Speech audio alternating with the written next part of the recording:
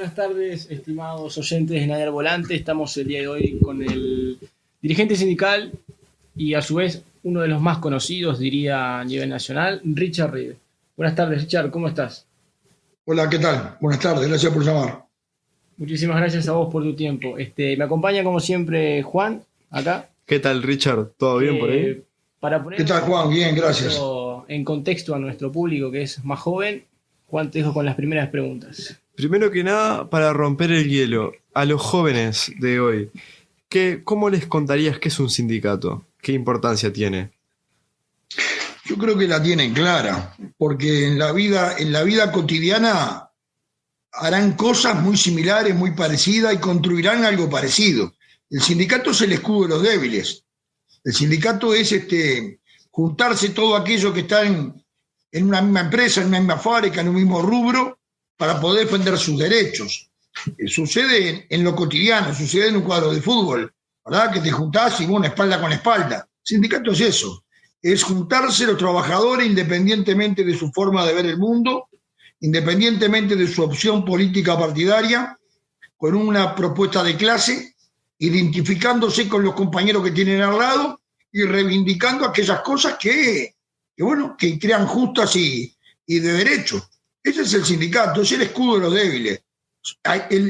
José Enrique Rodó tenía una frase que decía: el trabajador aislado es víctima de lo demás, ¿no? El trabajador asociado es dueño y señor de su destino, ¿verdad? Y el trabajador solo, aislado, es pasto de la fiera. Por lo tanto, el sindicato es eso, es la organización que junta a los trabajadores bajo una misma bandera, bajo un mismo principio, bajo una postura de clase, y trata de reivindicar desde su punto de vista y desde su visión y con las realidades en el sistema social en cual se mueva, sus derechos y sus derechos. Teniendo claro desde mi punto de vista que, como en cualquier sociedad del mundo, para construir sociedad no hace falta solamente derechos, hace falta derechos y obligaciones, Claro. porque ese es el equilibrio que hace sana una sociedad de convivencia. Sindicato lo mismo. Y un poco para el público, ¿cuál ha sido su trayectoria profesional? ¿Cómo llegó hoy en día a ser un líder sindical?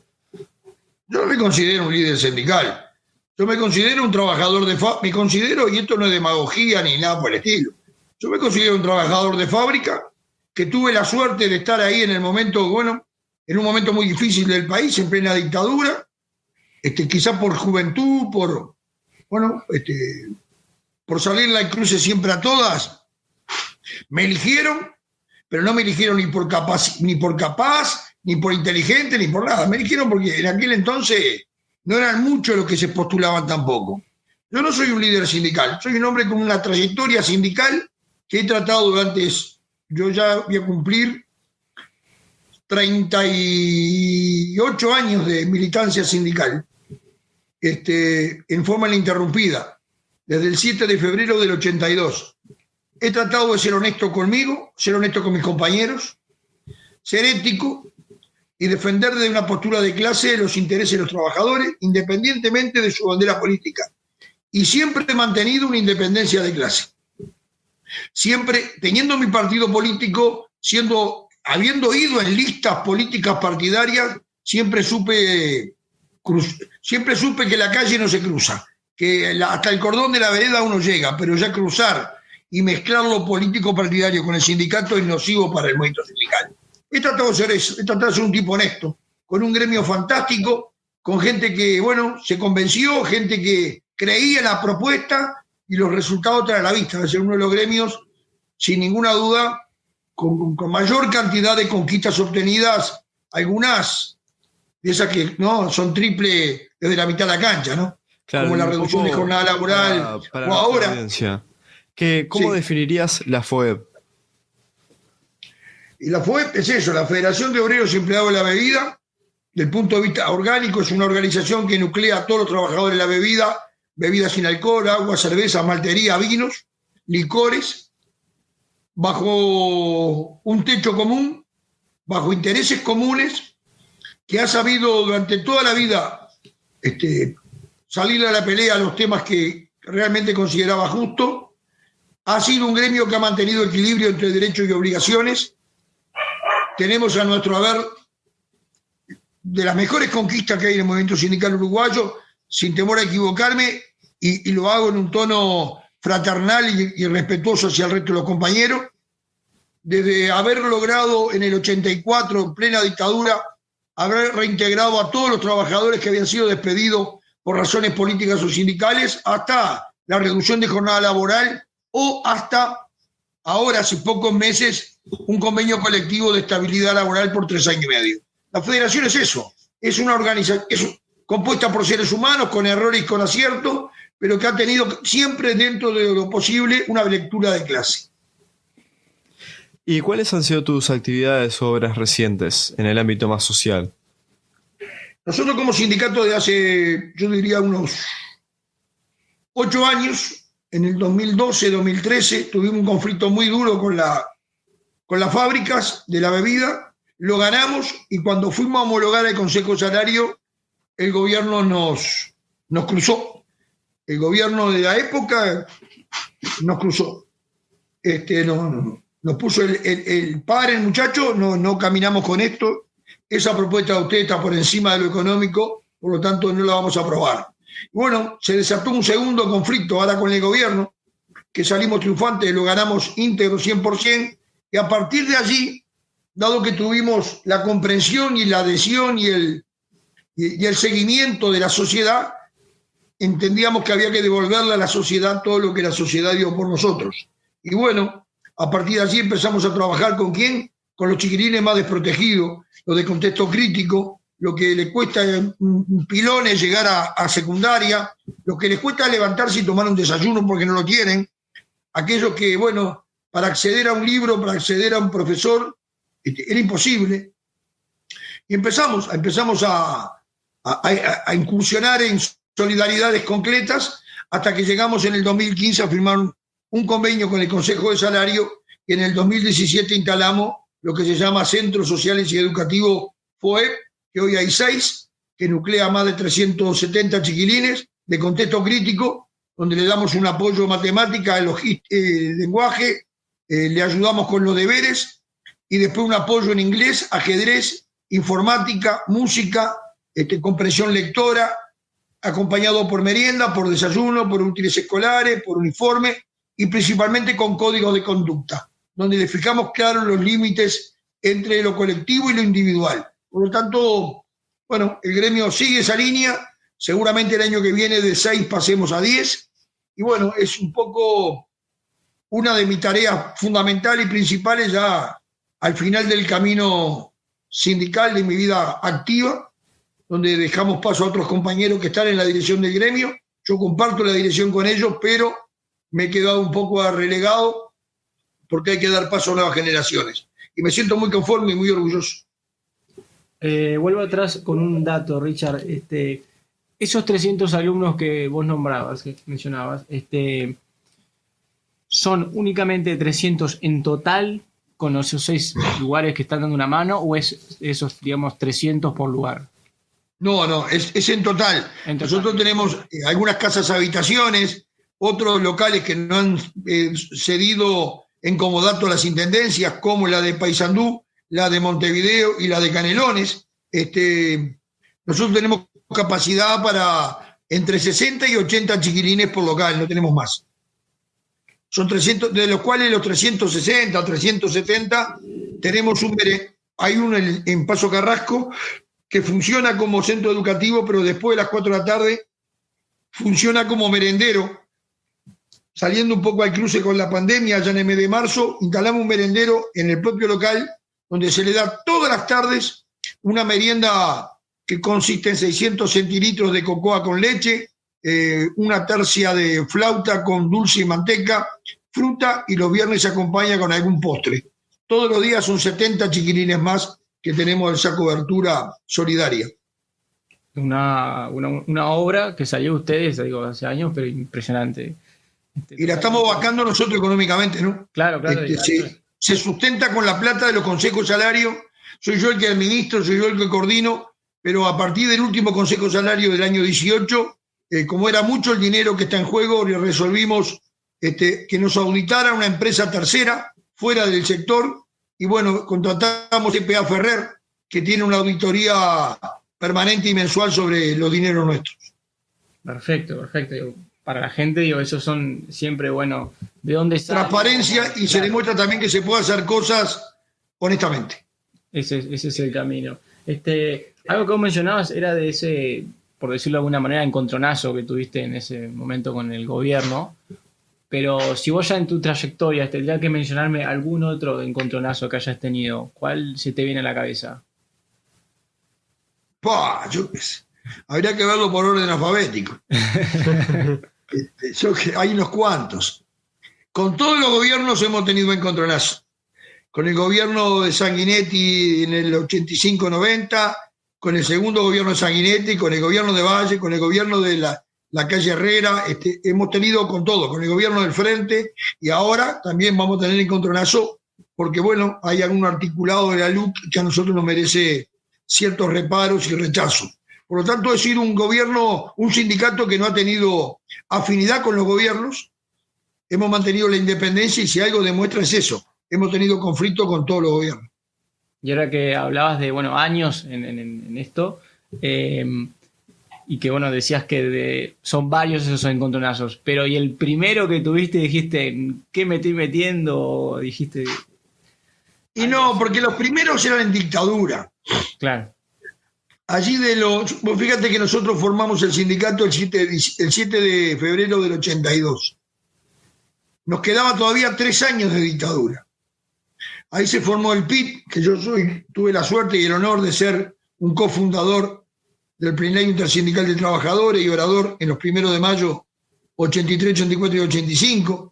A ver, si bien nosotros nunca descuidamos la lucha sindical porque logramos aumentos salariales, la restitución de los despedidos, mejoras en condiciones de trabajo, etcétera, etcétera, y organizamos la federación, porque después fuimos organizando otros gremios de la bebida, en aquel entonces la prioridad era una, ¿no?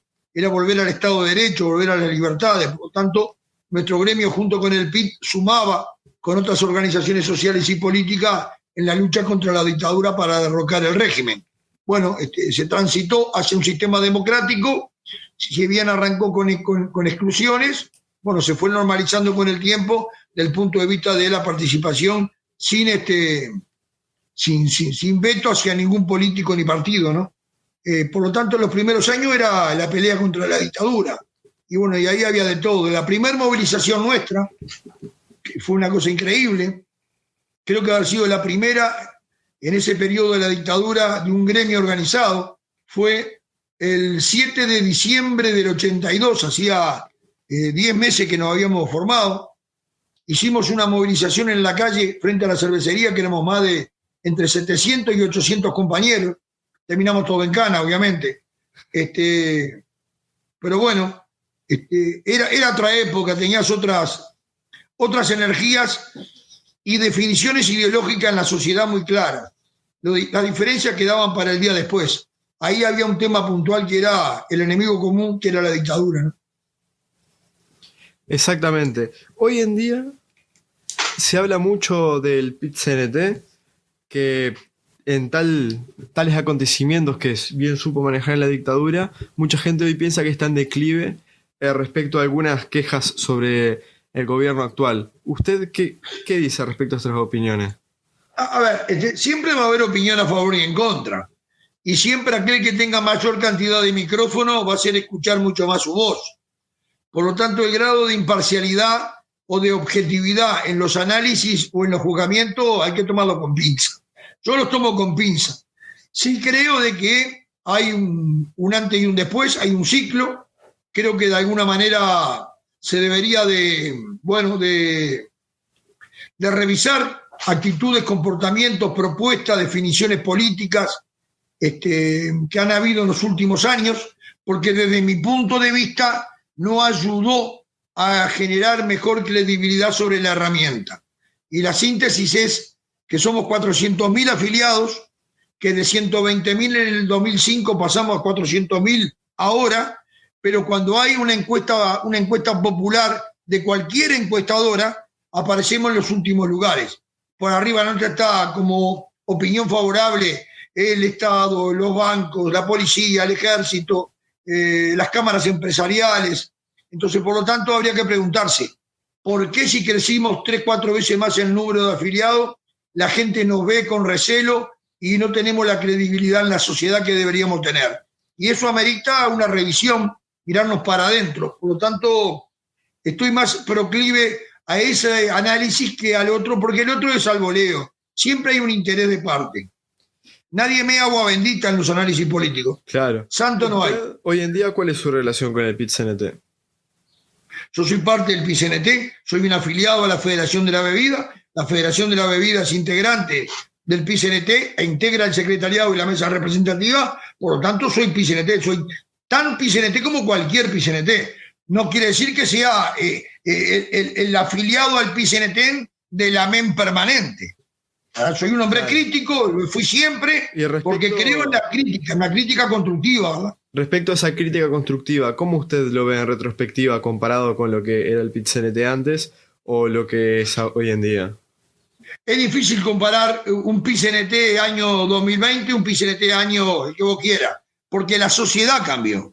El PIT-CNT y sus dirigentes se nutren de la gente, de la sociedad, ¿verdad? Es como los dirigentes de fútbol, los dirigentes de las empresas, de las cámaras empresariales o de los propios partidos políticos, ¿verdad? Entonces, ¿qué te parece la dirección del partido tal hoy con la dirección del partido tal de hace 30 años? Era sociedad distinta. Había una escala de valores, desde mi punto de vista, diferente a la de hoy. Se han perdido algunos códigos de conducta. Entonces, por lo tanto, no, es difícil compararlo, no tiene comparación. Hay que contextualizarlo en la realidad social de hoy. Hay una sociedad que ha perdido valores, que ha perdido el valor del estudio, la conductas solidarias, de respeto, de tolerancia, desde mi punto de vista. Entonces, por lo tanto, bueno, las organizaciones son resultado de la sociedad en cual se nutren. Hoy en día... Con sus pros y sus contras, ¿no? Porque claro, como tiene sus críticas, tiene también sus cosas brillantes, destacables. Hay de todo. Hoy en día que está todo muy politizado, no solo en el ámbito sindical. Toda la vida estuvo politizado. Lo que está todo hoy en día muy politizado es en el ámbito sindical, educación, cultura. ¿Cuál es su opinión al respecto? Yo creo que tiene que estar, yo reivindico que esté altamente politizado. Las organizaciones sociales tienen que hacer muchísima política. Lo que no debe de hacer es política partidaria. Pero un sindicato que pida salario está haciendo política, porque de alguna manera está cuestionando la política económica. Cuando habla de derechos humanos, cuando habla de solidaridad, cuando va a pelearle al empleador un puesto de trabajo, mejores condiciones, que le araña y le rasca la plusvalía, está haciendo política. Creo en la alta política, no creo en la política partidaria. La política partidaria se la dejo a los partidos y al individuo como sociedad. Yo hago política partidaria en mi vida social como individuo, pero no hago política partidaria desde la organización sindical. Por lo tanto, creo en la política, en la politización de la discusión. Cuanto más politizado esté la sociedad, mucho mejor es, más crece, hay mejores elementos de análisis, el debate pasa a un nivel superior. Cuando no hay política, cuando queda en el chauvinismo, en el grito fuerte, en el descalificativo, la falta de argumento, eso estropea y enloda las relaciones. Entonces hay que separar política partidaria de política real, ¿no? Bien, y pasamos a algunas de las preguntas que nosotros dejamos en nuestra red para que la gente que nos escucha tenga alguna pregunta para hacerle a usted. Juan tiene la primera. Dale. Sin filtros, pero... Bueno, la pregunta de nuestro público es de Wilfredo, que si el actual gobierno le ofreció algún cargo en el Ministerio de Trabajo. No me ofreció. Y es correcto porque yo no pertenezco a este gobierno, yo soy frente amplista desde el punto de vista político partidario, respeto la decisión popular. Este gobierno emanó de una elección democrática, libre, donde, bueno, la ciudadanía hizo una opción de cambio. Por lo tanto, es parte de las reglas de juego de la democracia. Pero no, nunca me propusieron ningún cargo. Y yo aprovecho para enganchar una pregunta, ya que habla de eso de bueno, el pueblo lo eligió y de respetar la democracia. ¿Cómo, también como me dijo recién como frente amplista, cómo se ve respecto a los que algunos frente amplistas quieren derogar algunas partes de la LUC y otros le dicen que no puede porque el frente apoyó ciertas partes? ¿Cómo se ve respecto a eso? Primero, es tan legítimo, aunque sea opinable a favor y en contra, que el gobierno haya usado las facultades democráticas de entrar al Parlamento una ley de urgente consideración, podemos tomar después las connotaciones que cada uno crea, si fue un garrón, si aprovechó la pandemia, cada uno hará, pero que desde el punto de vista legítimo es legítimo. Tan legítimo como la ciudadanía organizada que utiliza la Constitución de la República para, haciendo uso de la misma, sale a recoger firmas para llamar un plebiscito para derogar parte o toda. Las dos cosas son legítimas y democráticas. ¿Verdad? Si vamos al tema específico, LUC sí, LUC no, bueno, no es ni LUC sí ni LUC no. Hoy el debate no es LUC sí, LUC no. Yo estoy por LUC no, pero no es el debate. El debate es si la oportunidad, el momento, las condiciones objetivas y subjetivas están predispuestas para que haya una campaña de recolección de firmas que logre el objetivo de juntarlas. Esa es la primera interrogante. Pero para llegar a esa interrogante había que haber puesto primero los bueyes y después la carreta, no la carreta delante de los bueyes.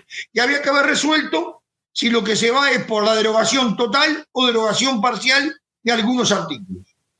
Pero además de haber resuelto eso, se debería haber conversado con los potenciales, y hablo desde el PCNT, que fue el que lo propuso, ¿no? Con los potenciales aliados, cómo estaban parados, cómo se posicionaban, escucharles sus argumentos, su análisis de coyuntura para saber si te tirás o no, porque es una odisea, es una tarea titánica. Y se está en eso. En el frente hay opiniones, yo tengo la mía, yo creo que había que haber ido por el canal más corto, que juntar en vez del 25%, el 2% de la firma, llamar a un plebiscito para ver si hay ambiente o no hay ambiente, porque lo que está en peligro acá es que vos no juntes las firmas, pero además que si llegás a perder, porque si llegás a perder, el partido de gobierno con total legitimidad te va a decir, señores, la LUC fue legitimada por la sociedad, por el pueblo. Con el voto a favor fue legitimada. Y a partir de allí no te la sacan ni Bencaísi. Eso es así. Pero bueno, son análisis políticos. Alguno verá el momento, la oportunidad. Habrá otros intereses que yo desconozco. Obviamente, ya está el pescado vendido. Yo iría por definir qué artículos había que ponerlo en la palestra para buscar la adhesión popular y derogarlos.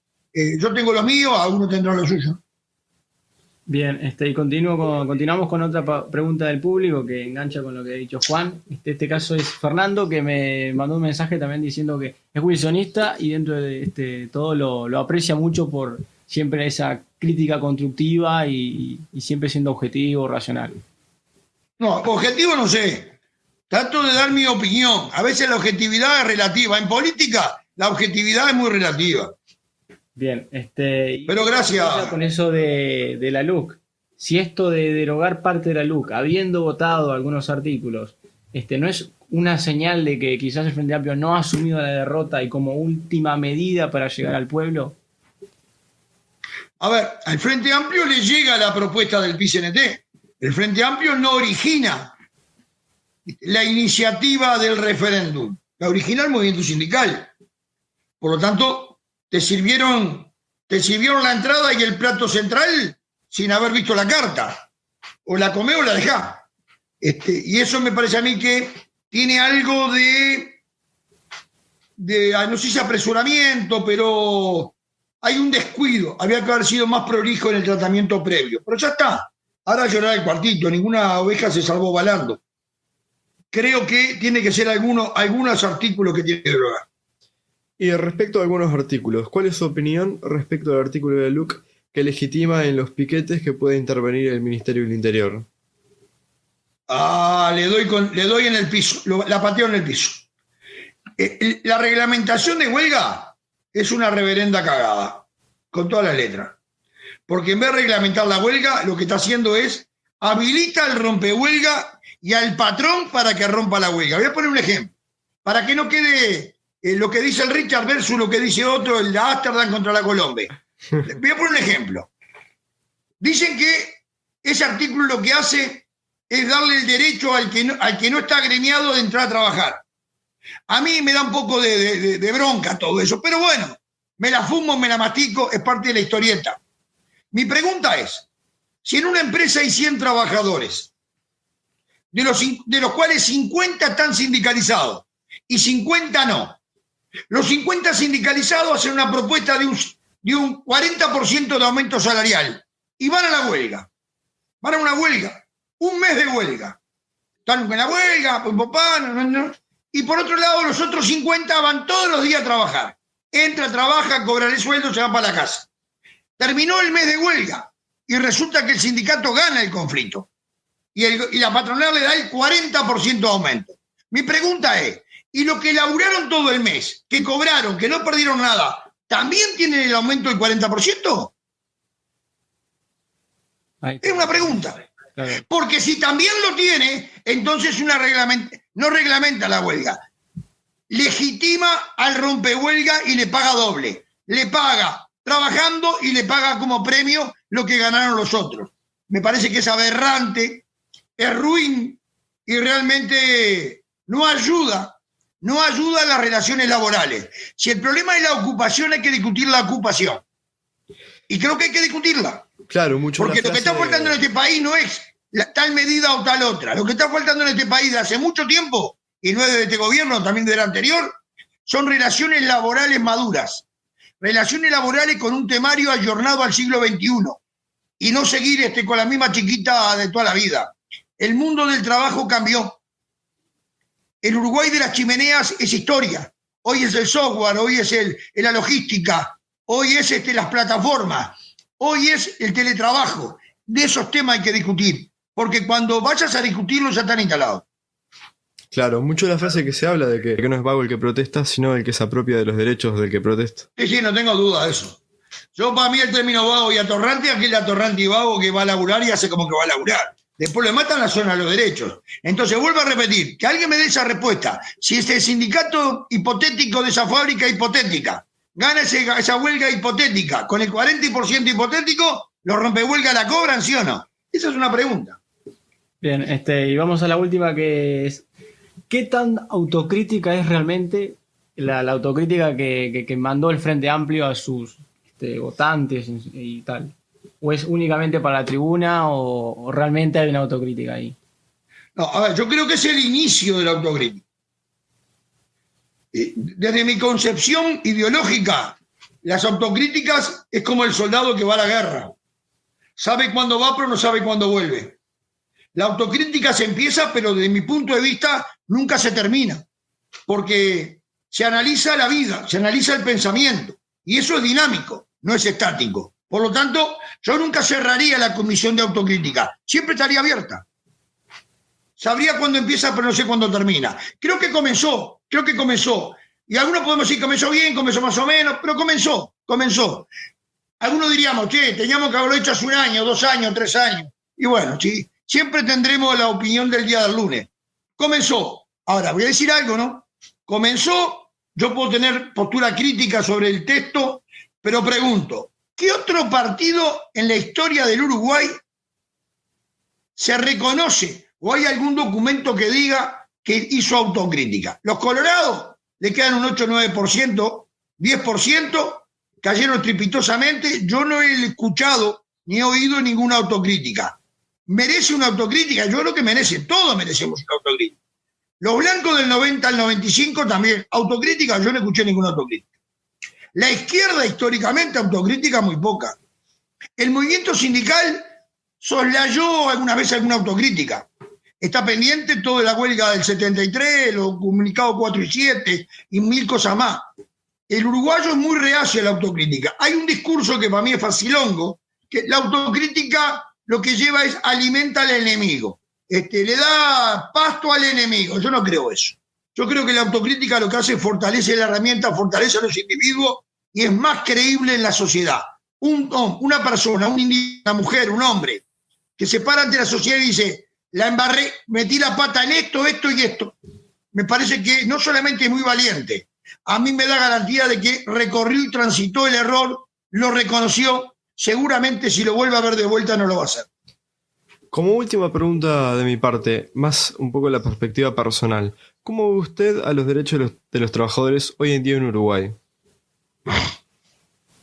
A ver, nosotros venimos de 15 años de gobierno frente amplista, donde en el primer quinquenio principalmente, que para mí fue uno de los quinquenios en el Uruguay, junto al de Pepe Valle, sin ninguna duda, al del viejo Valle a comienzo del siglo pasado, que para mí ese gobierno, el de Valle, fue un gobierno de izquierda de punta a rabo, sin ninguna duda, con conquistas y hechos que son totalmente elogiables y nos llena de orgullo como uruguayos, desde las empresas del Estado, la ley de 8 horas, el voto de la mujer, la silla para el descanso en los lugares de trabajo, ¿no? Secundado por un Domingo Arena y un Pedro Figari que se comían la cancha. A ver, hay que reconocer la historia nuestra, de dónde provenimos.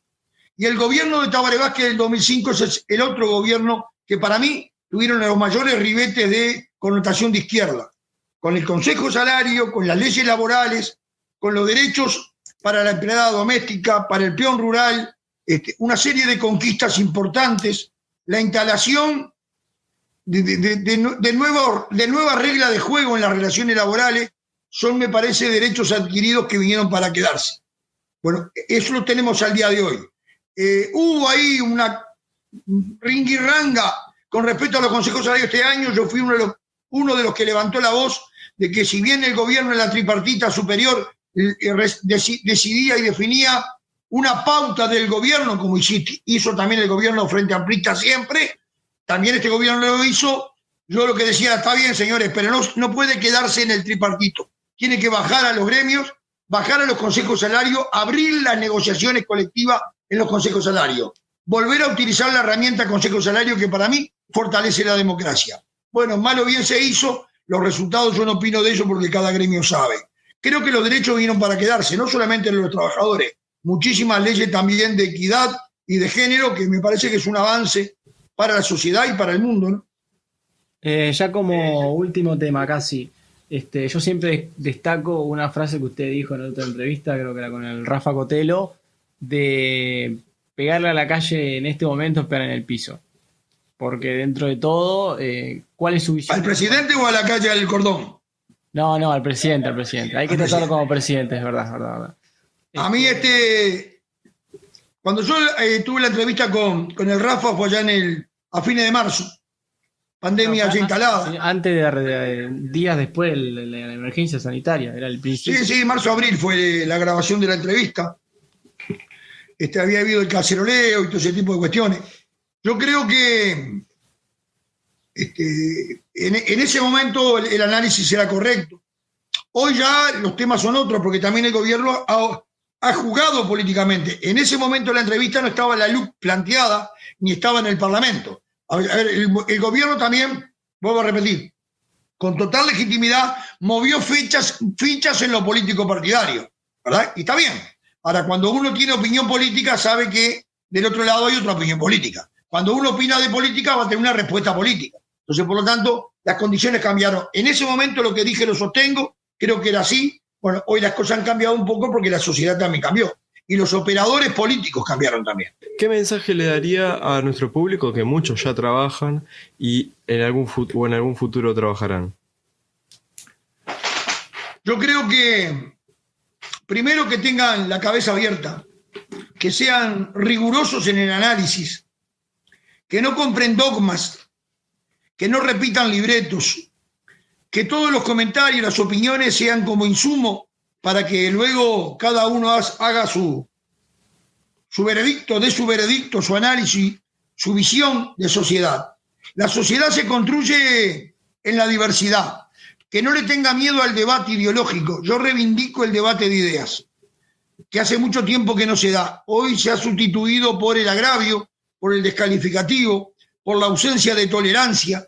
Yo creo en el debate ideológico, en eso así de hacha y tiza, frente mano, pero con respeto, tratando de convencer, porque creo en esa sociedad, en la sociedad de la idea, no la sociedad de la imposición. En lo que respecta al mundo del trabajo, que estudie. Estamos, los gobiernos anteriores, los que se fueron, estamos al debe con una reforma educativa. Se prometió en el 2014 una reforma educativa, un cambio en el ADN. No solamente no se hizo, sino rajaron a los que estaban al frente para hacerla. Creo que una reforma educativa hay que exigirla como sociedad. Necesitamos más cultura, más educación, para prepararnos no solamente para el mundo del trabajo, donde el empleo genuino bien remunerado va a exigir de un alto nivel educativo y de formación y de capacitación, pero alto, alto, alto, alto. Por lo tanto, que no baje la guardia, que no espere que le alcancen la cosa a su casa, que salga a buscarla con dignidad, que el trabajo dignifica, pero que tiene que ser acompañado por estudio. Hoy educación y empleo es fundamental. Yo lo conozco a Pablo de hace mucho tiempo, le tengo mucho respeto personal. En política, la política es eso, no tiene por qué coincidir. Es cierto que agarró un viaje de arena gruesa, como todo el gobierno con la pandemia a los 13 días, no es una changa fácil. Yo creo que tendría que introducir en un temario abierto las nuevas relaciones laborales en el Consejo de Salario Tripartito. Mantener la herramienta tripartita del Consejo de Salario, pero darle un contenido revolucionario. Hay que hablar de productividad, hay que hablar de capacitación, hay que hablar de la cultura del trabajo. Tenemos que volver a la cultura del trabajo. Debemos ser dignos del laburo y tener claro que Uruguay sale al mundo con excelencia, con calidad, no con cantidad ni producción. Cantidad y producción está para los países con mayor tecnología, con mayor consumo, con mayor población. Uruguay es un país con poca gente. Por lo tanto, el mercado interno nuestro lo abastece cualquier provincia argentina o cualquier estado brasileño en 3 semanas. Por lo tanto, nuestro destaque es en calidad, es en excelencia, es en productividad. Deberíamos de romper esa barrera y desde el gobierno llamar al sector sindical y al sector empleador para que en un plazo no más de un año podamos tener entre todos charlas, debates técnicos, escuchar todas las campanas, porque sí o sí no nos podemos privar de este debate que va a ser sin ninguna duda la idea fuerza en el mundo, qué tipo de mano de obra, qué tipo de capacitación, qué tipo de trabajo. El capital no solamente viene por temas tributarios, también viene por la capacidad instalada y la mano de obra capacitada que tienen los países. Bien, muchas gracias Richard por tu tiempo, te agradecemos. A ustedes Juan, a ustedes Facundo.